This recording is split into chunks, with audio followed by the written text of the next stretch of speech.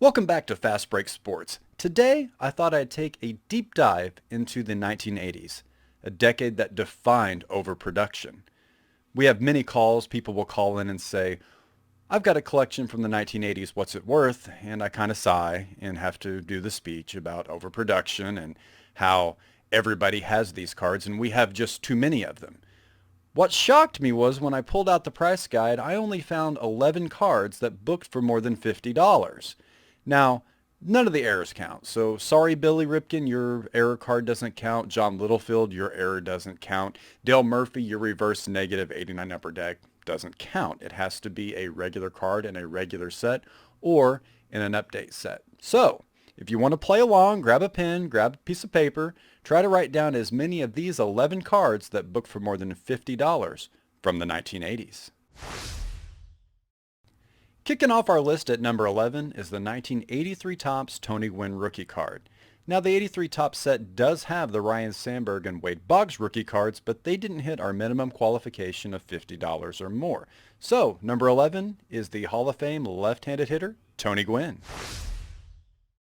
Next up at number 10 is the 82 Donruss Cal Ripken Jr. rookie card. This card sat at $40 for years and didn't move much. As of lately, it's moved up to the $50 mark and qualifies for our list. Now, we all know that Ripken's going to be multiple entries on this top 11 list, but this 82 Donruss is particularly hard to find centered. We all know the production problems of the 1980s, and this card is no exception. So number 10 on the list, 82 Donruss, Cal Ripken Jr. Number 9 on the list, it's Cal again. It's the 1982 Topps rookie card. He's featured with two other players who didn't quite live up to Cal's legacy, but in all actuality, as far as the rookie cards go for Cal Ripken Jr., this is the one collectors have chosen as the pinnacle. Setting at $50, Cal is our number 9 entry. Number 8 on the list shocked me to say the least. It's the 1983 Topps traded Darryl Strawberry. Now, book value on this is 60, and when I saw that, I kind of wondered why.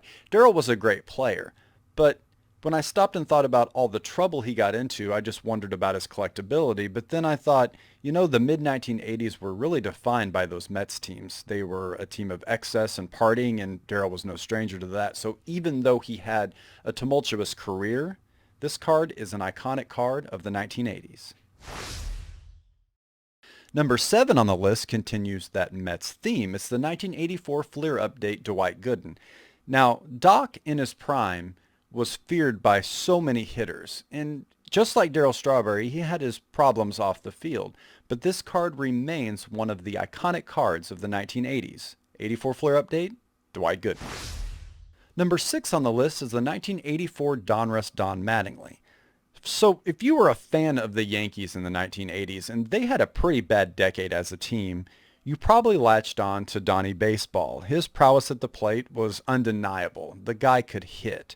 And despite all that non-success that the Yankees had in the 1980s, Don was the one bright spot, and that's why he is number 6 on our top 11 1980s cards. Number 5. 1989 Upper Deck King Griffey Jr. If you were a kid in the 80s and you first saw that 1989 Upper Deck come out, it changed the game. Pictures on the front and the back in color, high quality photography. On top of all of that, and you have the hottest young rookie. At just 19 years old, King Griffey Jr. exploded onto the scene, and this was the card to have. Everyone coveted the 1989 Upper Deck King Griffey Jr., and that's why it's number 5 on our list. Number 4 on the list is the Kirby Puckett 1984 Fleer update. As a Cardinal fan in the 80s, I did not like Kirby, but it was undeniable that he was one of the good guys of baseball on and off the field. Glaucoma took his sight later on in his career, and he's since passed, but this card will live on as an iconic card of the 1980s, valued at $250. Number 3 on the list is the 1980 Topps Rickey Henderson rookie card. Now, Rickey was a character. This guy was cartoonish at times, and he holds the all-time stolen base record, which, in my opinion, will never be broken. I don't even think anyone will come close. But this 1980 Topps card is iconic and a must-have for any collector of the 1980s, valued at $250. Number 2 on the list is the 1982 Topps Traded Cal Ripken Jr. The thing about this card, it's not a rookie card, it's not an extended rookie, but why it's worth 5 times more than his 82 Topps card is it's because he's by himself. There's not 2 other prospects on the card. So the Iron Man, setting at number 2 on our list, is valued today at $250. And here we are, number 1 on the list, the 1984 Fleer Update Roger Clemens Extended Rookie. Now this is the 3rd entry from that 84 Fleer Update, and we all know why. It was one of the more underproduced sets of the 1980s. But outside of the steroid allegations with Roger Clemens, he is undoubtedly one of the best pitchers to ever play the game.